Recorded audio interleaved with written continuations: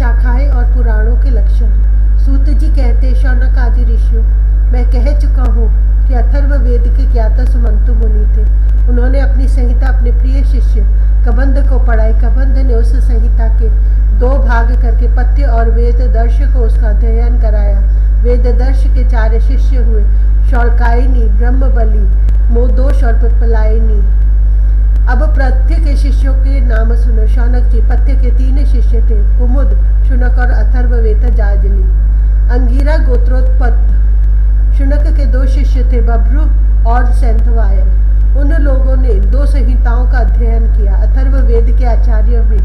इनके अतिरिक्त सैंधवायन आदि के शिष्य सावर्ण्य आदि तथा नक्षत्र कल्प, शांति, कश्यप, आंगिरस आदि कई विद्वान और भी हुए। अब मैं तुम्हें पौराणिकों के संबंध में सुनाता हूँ। शौनक जी। पुराणों के 6 आचार्य प्रसिद्ध हैं, त्रय्यारूणी, कश्यप, सावर्णी, अकृतवर्ण, वैशंपायन और हारित। इन लोगों ने मेरे पिताजी से एक पुराण संहिता पढ़ी थी और मेरे पिताजी ने स्वयं भगवान व्यास से उन संहिताओं का अध्ययन किया था। मैंने उन 6 आचार्यों से सभी संहिताओं का अध्ययन किया था। उन 6 संहिताओं के अतिरिक्त और भी 4 मूल संहिताएं थी। उन्हें भी कश्यप, सावर्णी, परशुराम जी के शिष्य अकृतवर्ण और उन सब के साथ मैंने व्यास जी के शिष्य श्री रोमहर्षण जी से, जो मेरे पिता थे, वेद अध्ययन किया था। शौनक जी। महर्षियों ने वेद और शास्त्रों के अनुसार पुराणों के लक्षण बतलाए हैं। अब तुम स्वस्थ होकर सावधानी से उनका वर्णन सुनो। शौनक जी। पुराणों के पारदर्शी विद्वान बतलाते हैं कि पुराणों के 10 लक्षण हैं। विश्वसर्ग, विसर्ग, वृत्ति, रक्षा, मनवंतर, वंश, वंशानुचरित, संस्था, प्रलय, हेतु, ऊति और अपाश्रय। कोई आचार्य पुराणों के 5 ही लक्षण मानते हैं। दोनों ही बातें ठीक है, क्योंकि महापुराणों में 10 लक्षण होते हैं और छोटे पुराणों में 5। विस्तार करके 10 बतलाते हैं और संक्षेप करके 5। अब इनके लक्षण सुनो। जब मूल प्रकृति में लीन गुण शुद्ध होते हैं तब महत तत्व की उत्पत्ति होती है। महत तत्व से तामस, राजस और वैकारिक, सात्विक 3 प्रकार के अहंकार बनते हैं। त्रिविध अहंकार से ही पंच तन्मात्रा, इंद्रिय और विषयों की उत्पत्ति होती है और इसी उत्पत्ति क्रम का नाम सर्ग है। परमेश्वर के अनुग्रह से सृष्टि का सामर्थ्य प्राप्त करके महत तत्व आदि पूर्व कर्मों के अनुसार अच्छी और बुरी वासनाओं की प्रधानता से जो यह चराचर शरीरात्मक जीव की उपाधि की सृष्टि होती है, एक बीज से दूसरे बीज के समान, इसी को भी सर्ग कहते हैं। 4 प्राणियों की अचर पदार्थ वृत्ति अर्थात जीवन निर्वाह की सामग्री है। चर प्राणियों के दुग्ध आदि भी। इनमें से मनुष्य ने कुछ तो स्वभाववश कामना के अनुसार निश्चित कर ली है और कुछ ने शास्त्र की आज्ञा अनुसार। भगवान युग युग में पशु, पक्षी, मनुष्य, ऋषि, देवता आदि के रूप में अवतार ग्रहण करके अनेकों लीलाएं करते हैं। इन्हीं अवतारों में वे वेद धर्म के विरोधियों का संहार भी करते हैं। उनकी यह अवतार लीला विश्व की रक्षा के लिए ही होती है, इसीलिए उसका नाम रक्षा है। मनु देवता, मनुपुत्र, इंद्र, सप्त ऋषि और भगवान के अंश अवतार। इन्हीं 6 बातों की विशेषता से युक्त समय को मनवंतर कहते हैं। ब्रह्मा जी से जितने राजाओं की सृष्टि हुई है, उनकी भूत, भविष्य और वर्तमान कालीन संतान परंपरा को वंश कहते हैं। उन राजाओं के तथा उनके वंशधरों के चरित्र का नाम वंशानुचरित्र है। इस विश्व ब्रह्मांड का स्वभाव से ही प्रलय हो जाता है। उसके 4 भेद हैं, नैमित्तिक, प्राकृतिक, नित्य और आत्यंतिक। तत्वज्ञ विद्वानों ने इन्हीं को संस्था कहा है। पुराणों के लक्षण में हेतु नाम से जिसका व्यवहार होता है वह जीव ही है, क्योंकि वास्तव में वही सर्ग, विसर्ग आदि का हेतु है और अविद्यावश अनेकों प्रकार के कर्म कलाप में उलझ गया है। जो लोग उसे चैतन्य प्रधान की दृष्टि से देखते हैं वे उसे अनुशयी अर्थात प्रकृति में शयन करने वाला कहते हैं, और जो उपाधि की दृष्टि से कहते हैं वे उसे अव्याकृत अर्थात प्रकृति रूप कहते हैं। जीव की वृत्तियों के 3 विभाग हैं, जागृत, स्वप्न और सुषुप्ति। जो इन अवस्थाओं में इनके अभिमानी विश्व, तेजस और प्राज्ञ के मायामय रूपों में प्रतीत होता है और इन अवस्थाओं से परे तुरीय तत्व के रूप में भी लक्षित होता है, वही ब्रह्म है। उसी को यहाँ अपाश्रय शब्द से कहा गया है। विशेष से युक्त पदार्थों पर विचार करें तो वे सत्ता मात्र वस्तु के रूप में सिद्ध होते हैं। उन्हीं की विशेषताएं लुप्त हो जाती हैं। असल में वह सत्ता ही उन विशेषताओं के रूप में प्रतीत भी हो रही है और उनसे पृथक भी है। ठीक इसी न्याय से शरीर और विश्व ब्रह्मांड की उत्पत्ति से लेकर मृत्यु और महाप्रलय पर्यंत जितनी भी विशेष अवस्थाएं हैं उनके रूप में परम सत्य स्वरूप ब्रह्म ही प्रतीत हो रहा है और वह उनसे सर्वथा पृथक भी है। यही वाक्य भेद से अधिष्ठान और साक्षी के रूप में ब्रह्म ही पुराणोक्त आश्रय तत्व है। जब चित्त स्वयं आत्मविचार अथवा योग अभ्यास के द्वारा सत्वगुण रजोगुण तमोगुण संबंधी व्यावहारिक वृत्तियों और जागृत स्वप्न आदि स्वाभाविक वृत्तियों का त्याग करके उपराम हो जाता है तब शांत वृत्ति में तत्वमसि आदि महावाक्यों के द्वारा आत्मज्ञान का उदय होता है। उस समय आत्मवेत्ता पुरुष अविद्या जनित कर्म वासना और कर्म प्रवृत्ति से निवृत्त हो जाता है। शौनक आदि ऋषि पुरातत्व वेत्ता ऐतिहासिक विद्वानों ने इन्हीं लक्षणों के द्वारा पुराणों की यह पहचान बतलाई है। ऐसे लक्षणों से युक्त छोटे बड़े 18 पुराण हैं। उनके नाम ये हैं: ब्रह्म पुराण, पद्म पुराण, विष्णु पुराण, शिव पुराण, लिंग पुराण, गरुड़ पुराण, नारद पुराण, भागवत पुराण, अग्नि पुराण, स्कंद पुराण, भविष्य पुराण, ब्रह्म वैवर्त पुराण, मार्कंडेय पुराण, वामन पुराण, वराह पुराण, मत्स्य पुराण, कूर्म पुराण और ब्रह्मांड पुराण। यह 18 है। शौनक जी व्यास जी की शिष्य परंपरा ने जिस प्रकार वेद संहिताओं पुराण संहिताओं का अध्ययन अध्यापन विभाजन आदि किया वह मैंने तुम्हें सुना दिया। यह प्रसंग सुनने और पढ़ने वालों के ब्रह्म तेज की अभिवृद्धि करता है।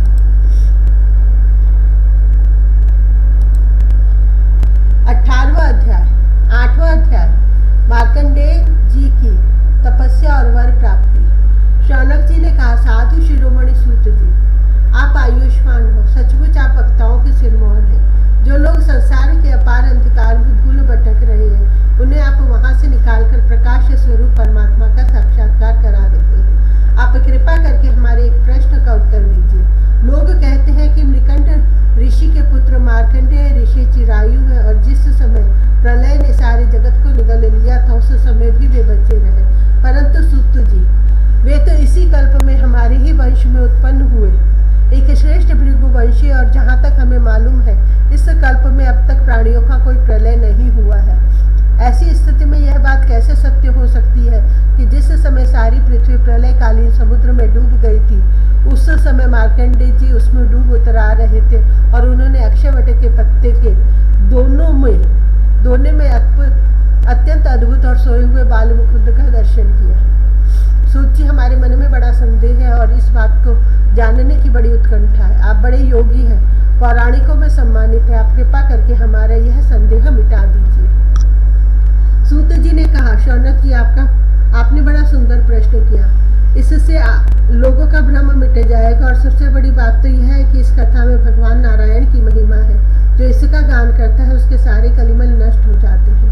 शौनक जी, मृकंड ऋषि ने अपने पुत्र मार्कंडेय के सभी संस्कार समय समय पर किए। मार्कंडेय जी विधि पूर्वक वेदों का अध्ययन करके तपस्या और स्वाध्याय से संपन्न हो गए थे। उन्होंने आजीवन ब्रह्मचर्य का व्रत ले रखा था, शांत भाव से रहते थे, सिर पर जटाएं बढ़ा रखी थी, वृक्षों की छाल का ही वस्त्र पहनते थे। वे अपने हाथों में कमंडलू और दंड धारण करते, शरीर पर यज्ञोपवीत और मेखला शोभायमान रहती। काले मृग का चर्म, रुद्राक्ष माला और कुश, यही उनकी पूंजी थी। यह सब उन्होंने अपने आजीवन ब्रह्मचर्य व्रत की पूर्ति के लिए ही ग्रहण किया था। वे सायंकाल और प्रातःकाल अग्निहोत्र, सूर्योपस्थान, गुरु वंदन, ब्राह्मण सत्कार, मानस पूजा और मैं परमात्मा का स्वरूप ही हूँ, इस प्रकार की भावना आदि के द्वारा भगवान की आराधना करते। साय प्रातः भिक्षा लाकर गुरुदेव के चरणों में निवेदन कर देते और मौन हो जाते। गुरुजी की आज्ञा होती तो एक बार खा लेते, अन्यथा उपवास कर लेते। मार्कंडेय जी ने इस प्रकार तपस्या और स्वाध्याय में तत्पर रहकर करोड़ों वर्षों तक भगवान की आराधना की और इस प्रकार उन्होंने उस मृत्यु पर भी विजय प्राप्त कर ली जिसको जीतना बड़े बड़े योगियों के लिए भी कठिन है। मार्कंडेय जी की मृत्यु विजय को देखकर ब्रह्मा, भृगु, शंकर, दक्ष प्रजापति ब्रह्मा जी के अन्य पुत्र तथा मनुष्य, देवता, पितर एवं अन्य सभी प्राणी अत्यंत विस्मित हो गए। आजीवन ब्रह्मचर्य व्रतधारी एवं योगी मार्कंडेय जी इस प्रकार तपस्या, स्वाध्याय और संयम आदि के द्वारा अविद्या आदि सारे क्लेशों को मिटाकर शुद्ध अंतःकरण से इंद्रियातीत परमात्मा का ध्यान करने लगे। योगी मार्कंडेय जी महायोग के द्वारा अपना चित्त भगवान के स्वरूप में जोड़ते रहे। इस प्रकार साधन करते करते बहुत समय 6 मनवंतर व्यतीत हो गए। ब्रह्मन इस 7वें मनवंतर में जब इंद्र को इस बात का पता चला, तब तो वे उनकी तपस्या से शंकित और भयभीत हो गए। इसलिए उन्होंने उनकी तपस्या में विघ्न डालना आरंभ कर दिया। शौनक जी, इंद्र ने मार्कंडेय जी की तपस्या में विघ्न डालने के लिए उनके आश्रम पर गंधर्व, अप्सराएं, काम, वसंत, मलयानिल, लोभ और मद को भेजा। भगवान वे सब उनकी आज्ञा के अनुसार उनके आश्रम पर गए। मार्कंडेय जी का आश्रम हिमालय के उत्तर की ओर है। वहाँ पुष्पभद्रा नाम की नदी रहती है और उसके पास ही चित्रा नाम की एक शिला है। शौनक जी, मार्कंडेय जी का आश्रम बड़ा ही पवित्र है। चारों ओर हरे भरे पवित्र वृक्षों की पंक्तियां हैं। उन पर लताएं लहलहाती रहती हैं। वृक्षों के झुरमुट में स्थान स्थान पर पुण्यात्मा ऋषिगण निवास करते हैं और बड़े ही पवित्र एवं निर्मल जल से भरे जलाशय सब ऋतुओं में एक से ही रहते हैं। कहीं मतवाले भौरे अपनी संगीतमयी गुंजार से लोगों का मन आकर्षित करते रहते हैं, तो कहीं मतवाले कोकिल पंचम स्वर में कुहू कुहू कूकते रहते हैं। कहीं मतवाले मोर अपने पंख फैलाकर कलापूर्ण नृत्य करते रहते हैं, तो कहीं अन्य मतवाले पक्षियों का झुंड खेलता रहता है। मार्कंडेय मुनि के ऐसे पवित्र आश्रम में इंद्र के भेजे हुए वायु ने प्रवेश किया। वहां उसने पहले शीतल झरनों की नन्ही फुइयां संग्रह की। इसके बाद सुगंधित पुष्पों का आलिंगन किया और फिर काम भाव को उत्तेजित करते हुए धीरे धीरे बहने लगा। कामदेव के प्यारे सखा वसंत ने भी अपनी माया फैलाई। संध्या का समय था। चंद्रमा उदित हो अपनी मनोहर किरणों का विस्तार कर रहे थे। सहस्र सहस्र डालियों वाले वृक्ष लताओं का आलिंगन पाकर धरती तक झुके हुए थे। नई नई कोंपलों, फलों और फूलों के गुच्छे अलग ही शोभायमान हो रहे थे। वसंत का साम्राज्य देखकर कामदेव ने भी वहां प्रवेश किया। उनके साथ गाने बजाने वाले गंधर्व झुंड के झुंड चल रहे थे। उसके चारों ओर बहुत सी स्वर्गीय अप्सराएं चल रही थी और अकेला काम ही सबका नायक था। उसके हाथों में पुष्पों का धनुष और उस पर सम्मोहन आदि बाण चढ़े हुए थे। उस समय मार्कंडेय मुनि अग्निहोत्र करके भगवान की उपासना कर रहे थे। उनके नेत्र बंद थे। वे इतने तेजस्वी थे मानो स्वयं अग्निदेव ही मूर्तिमान होकर बैठे हों। उनको देखने से ही मालूम हो जाता था कि इनको पराजित कर सकना बहुत ही कठिन है। इंद्र के आज्ञाकारी सेवकों ने मार्कंडेय मुनि को इसी अवस्था में देखा। अब अप्सराएं उनके सामने नाचने लगी। कुछ गंधर्व मधुर गान करने लगे तो कुछ मृदंग, वीणा, ढोल आदि बाजे बड़े मनोहर स्वर में बजाने लगे। शौनक जी, अब कामदेव ने अपने पुष्प निर्मित धनुष पर पंचमुख बाण चढ़ाया। उस बाण के 5 मुख हैं: शोषण, दीपन, सम्मोहन, तापन और उन्मादन। जिस समय वह निशाना लगाने की ताक में था, उस समय इंद्र के समस्त सेवक वसंत और लोभ मार्कंडेय मुनि का मन विचलित करने के लिए प्रयत्नशील थे। उनके सामने ही पुंजिक स्थली नाम की सुंदरी अप्सरा गेंद खेल रही थी। स्तनों के भार से बार बार उसकी कमर लचक जाया करती थी। साथ ही उसकी चोटियों में गुथे हुए सुंदर सुंदर पुष्प और मालाएं बिखर कर धरती पर गिरती जा रही थी। कभी कभी वह तिरछी चितवन से इधर उधर देख लिया करती थी। उसके नेत्र कभी गेंद के साथ आकाश की ओर जाते, कभी धरती की ओर और कभी हथेलियों की ओर। वह बड़े हाव भाव के साथ गेंद की ओर दौड़ती थी। उसी समय उसकी गर्दनी टूट गई और वायु ने उसकी झीनी सी साड़ी को शरीर से अलग कर दिया। कामदेव ने अपना उपयुक्त अवसर देखकर और यह समझकर कि मैंने मार्कंडेय मुनि को मैंने जीत लिया, उसने उनके ऊपर अपना बाण छोड़ा, परंतु उसकी एक न चली। मार्कंडेय मुनि पर उसका सारा उद्योग निष्फल हो गया, ठीक वैसे ही जैसे असमर्थ और अभागी पुरुषों के प्रयत्न विफल हो जाते हैं। शौनक जी, मार्कंडेय मुनि अपरिमित तेजस्वी थे। काम, वसंत आदि आए तो थे कि इसलिए कि उन्हें तपस्या से भ्रष्ट कर दे, परंतु अब उनके तेज से जलने लगा और ठीक उसी प्रकार और भाग गए, जैसे छोटे छोटे बच्चे सोते हुए सांप को जगाकर भाग जाते हैं। शौनक जी, इंद्र के सेवकों ने इस प्रकार मार्कंडेय जी को पराजित करना चाहा, परंतु वे रिक्ति भर भी विचलित न हुए। इतना ही नहीं, उनके मन में इस बात को लेकर तनिक भी अहंकार का भाव न हुआ। सच है, महापुरुषों के लिए कौन से आश्चर्य की बात है। जब देवराज इंद्र ने देखा कि कामदेव अपनी सेना के साथ निस्तेज हतप्रभ होकर लौटा है और सुना कि ब्रह्म ऋषि मार्कंडेय जी परम प्रभावशाली है, तब उन्हें बड़ा ही आश्चर्य हुआ। शौनक जी, मार्कंडेय मुनि तपस्या, स्वाध्याय, धारणा, ध्यान और समाधि के द्वारा भगवान में चित्त लगाने का प्रयत्न करते रहते थे। अब उन पर कृपा प्रसाद की वर्षा करने के लिए मुनिजन नयन मनोहारी नरोत्तम नर और भगवान नारायण प्रकट हुए। उन दोनों में एक का शरीर गौरवर्ण था और दूसरे का श्याम। दोनों के ही नेत्र तुरंत के खिले हुए कमल के समान कोमल और विशाल थे। चार भुजाएं थी, एक मृग चर्म पहने हुए थे तो दूसरे वृक्ष की छाल। हाथों में कुश लिए हुए थे और गले में तीन सूत्र के यज्ञोपवीत शोभायमान थे। वे कमंडलू और बांस का सीधा दंड ग्रहण किए हुए थे। कमल गट्टे की माला और जीवों को हटाने के लिए वस्त्र की कूंची भी रखे हुए थे। ब्रह्मा, इंद्र आदि के भी पूज्य भगवान नर नारायण कुछ ऊंचे कद के थे और वेद धारण किए हुए थे। उनके शरीर से चमकती हुई बिजली के समान पीले पीले रंग की कांति निकल रही थी। वे ऐसे मालूम होते थे मानो स्वयं तप ही मूर्तिमान हो गया हो। जब मार्कंडेय मुनि ने देखा कि भगवान के साक्षात स्वरूप नर नारायण ऋषि पधारे हैं, तब वे बड़े आदर भाव से उठकर खड़े हो गए और धरती पर दंडवत लौटकर साष्टांग प्रणाम किया। भगवान के दिव्य दर्शन से उन्हें इतना आनंद हुआ कि उनके रोम रोम, उनकी सारी इंद्रियां और अंतःकरण शांति के समुद्र में गोता खाने लगा। शरीर पुलकित हो गया, नेत्रों में आंसू उमड़ आए, जिनके कारण वे उन्हें भर आंख देख भी न सकते। तदंतर वे हाथ जोड़कर उठ खड़े हुए। उनका अंग अंग भगवान के सामने झुका जा रहा था। उनके हृदय में उत्सुकता तो इतनी थी मानो वे भगवान का आलिंगन कर लेंगे। उनसे और कुछ तो बोला न गया। गदगद वाणी से केवल इतना ही कहा, नमस्कार नमस्कार। इसके बाद उन्होंने दोनों को आसन पर बैठाया, बड़े प्रेम से उनके चरण पखारे और अर्घ्य, चंदन, धूप और माला आदि से उनकी पूजा करने लगे। भगवान नर नारायण सुखपूर्वक आसन पर विराजमान थे और मार्कंडेय जी पर कृपा प्रसाद की वर्षा कर रहे थे।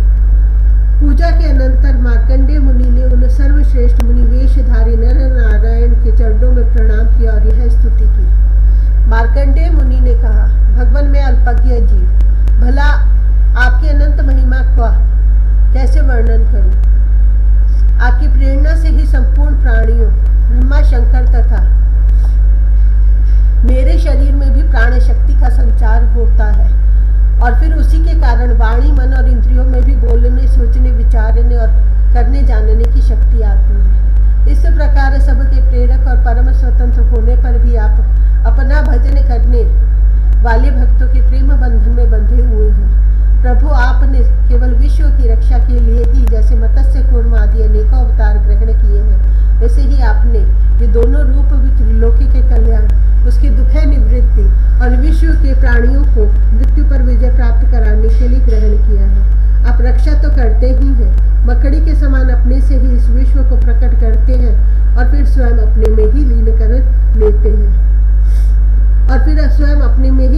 कर लेते हैं आप चराचर का पालन और नियमन करने वाले हैं। मैं आपके चरण कमलों में प्रणाम करता हूँ, जो आपके चरण कमलों की शरण ग्रहण कर लेते हैं। उन्हें कर्म, गुण और काल जनित क्लेश स्पर्श भी नहीं कर सकते।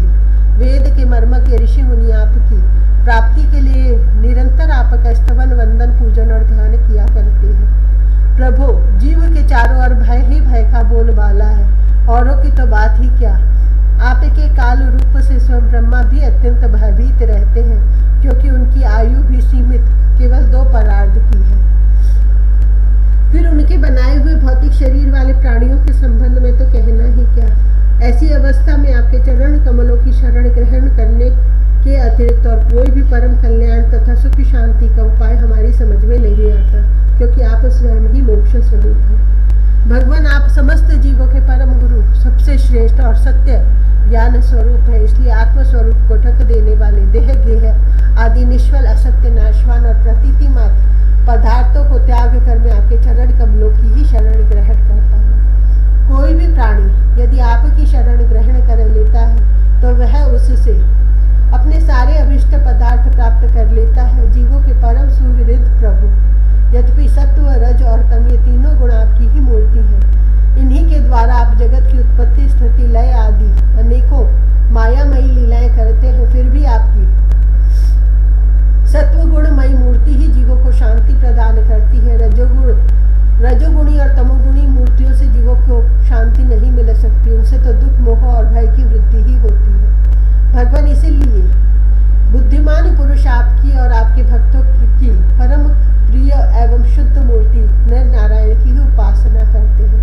पांचरात्र सिद्धांत के अनुयायी विशुद्ध सत्व को ही आपका शिव विग्रह मानते हैं। उसी की उपासना से आपके नित्य धाम वैकुंठ की प्राप्ति होती है। उस धाम की यह विलक्षणता है कि वह लोक होने पर भी सर्वथा भय रहित और भोगयुक्त होने पर भी आत्मानंद से परिपूर्ण है। वे रजोगुण और तमोगुण को आपकी मूर्ति स्वीकार नहीं करते। भगवान, आप अंतर्यामी सर्वव्यापक सर्वस्वरूप जगत गुरु परम आराध्य और शुद्ध स्वरूप है। समस्त लौकिक और वैदिक वाणी आपके अधीन है। आप ही वेद मार्ग के प्रवर्तक हैं। मैं आपके इस युगल स्वरूप नरोत्तम नर और ऋषिवर नारायण को नमस्कार करता हूँ। आप यद्यपि प्रत्येक जीव की इंद्रियों तथा उनके विषयों में, प्राणों में तथा हृदय में भी विद्यमान है, तो भी आपकी माया से जीव की बुद्धि इतनी मोहित हो जाती है, ढक जाती है कि वह निष्फल और झूठी इंद्रियों के जाल में फंसकर आपकी झांकी से वंचित हो जाता है। किंतु सारे जगत के गुरु तो आप ही हैं। इसलिए पहले अज्ञानी होने पर भी जब आपकी कृपा से उसे आपके ज्ञान भंडार वेदों की प्राप्ति होती है, तब वह आपके साक्षात दर्शन कर लेता है। प्रभु, वेद में आपका साक्षात्कार कराने वाला वह ज्ञान पूर्ण रूप से विद्यमान है, जो आपके स्वरूप का रहस्य प्रकट करता है। ब्रह्मा आदि बड़े बड़े प्रतिभाशाली मनीषी उसे प्राप्त करने का यत्न करते रहने पर भी मोह में पड़ जाते हैं। आप भी ऐसे लीला विहारी हैं कि विभिन्न